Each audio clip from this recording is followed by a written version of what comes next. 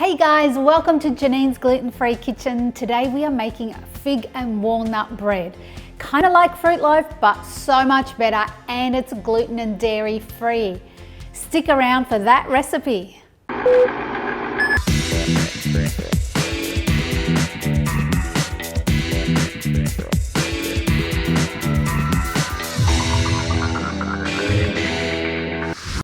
If you are new to this channel, welcome. It's great to have you here.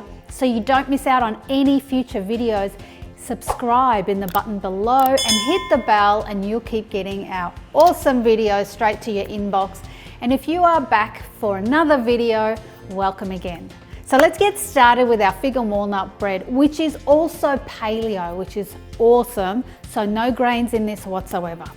All right, I have my eggs, which are crucial for this recipe. Sorry, non-egg eaters.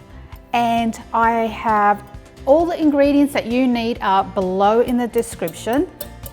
So you can just relax and watch this. We've got 4 whole eggs that I am whisking just to break up the proteins and make it stir with the dry ingredients better. I've also got 4 egg whites. I'm going to throw them in too. Let's give them a good whisk.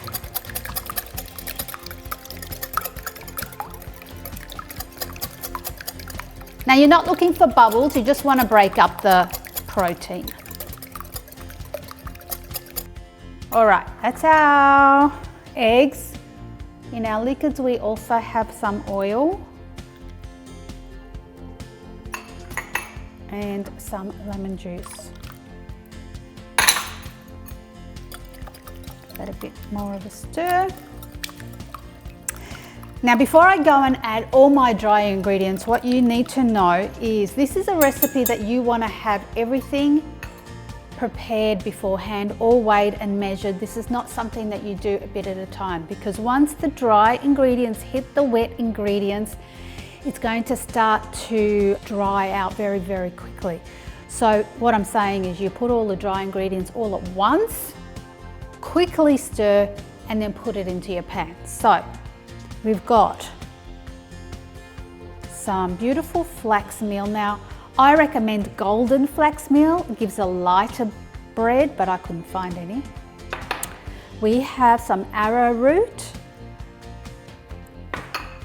We have some dried figs that we have chopped into small bite-sized pieces, and the same with our walnuts. We've also cut them into bite-sized pieces. And for our flavorings, we have some beautiful warming ground cinnamon and some lovely vanilla powder. Now you can use essence, but vanilla powder means you're not getting any extra sugar or alcohol. And some baking powder, gluten-free of course, for our leavening agent. We have a standard loaf pan that I have sprayed with some oil so that our loaf doesn't stick. Once you have all of that ready, we're just going to throw it all together really quickly, give it a stir and whack it into the loaf. So let's do that. And when I say really quickly, I mean really quickly. So here we go. Flavors, baking powder, arrowroot and flax.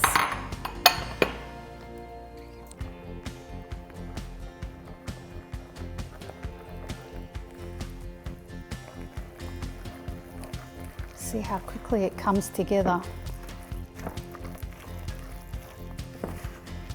It smells delicious.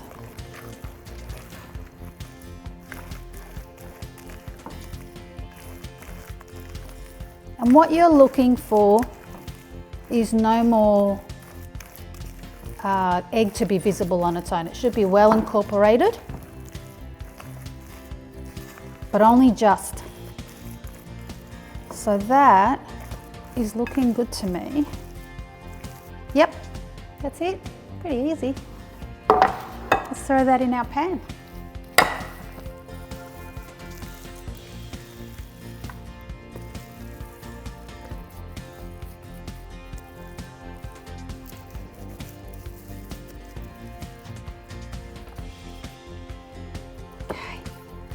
Let's smooth that out because it doesn't level on its own.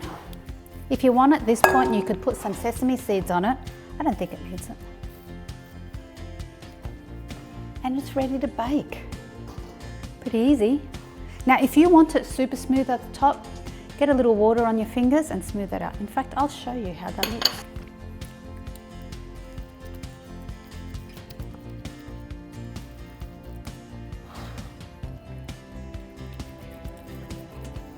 The water stops the loaf from sticking to your fingers. There we go. Very smooth finish. Now I have my oven set to 180 degrees Celsius, which is 350 Fahrenheit. And we're going to put that in the oven for about 30 minutes. So that's our fig and walnut bread done. We've had that in that oven for nearly an hour, and I'm just going to let that cool down for a bit before we slice it open.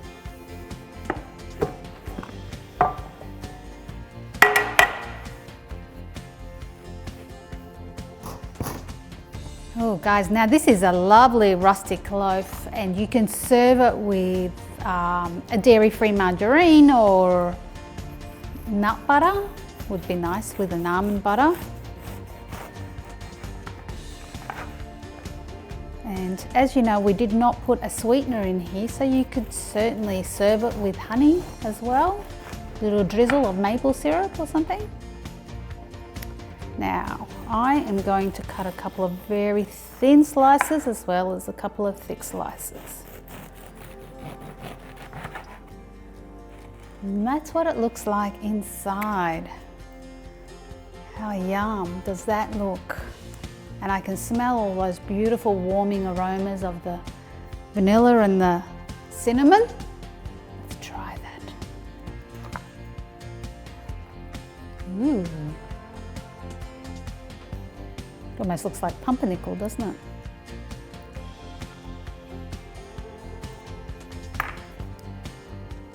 Yum.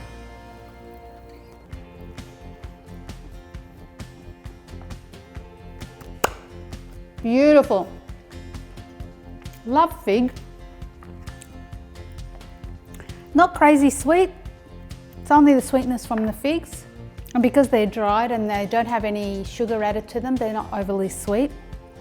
It's such a beautiful bread. Yum. And you can definitely toast it.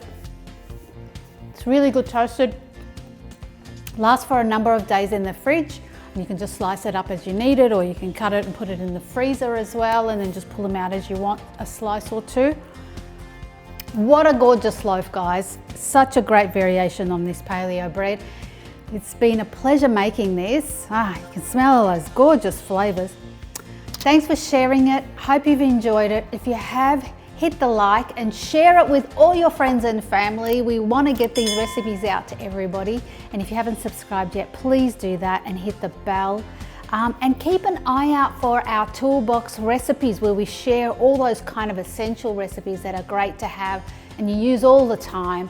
They're really great. And we will see you next time. Bye.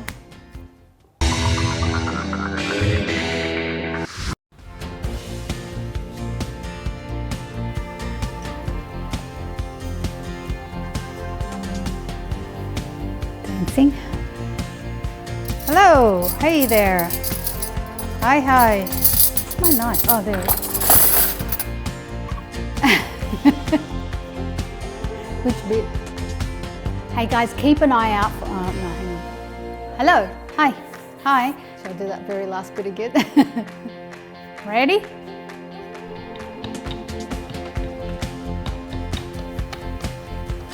To help equip you with all the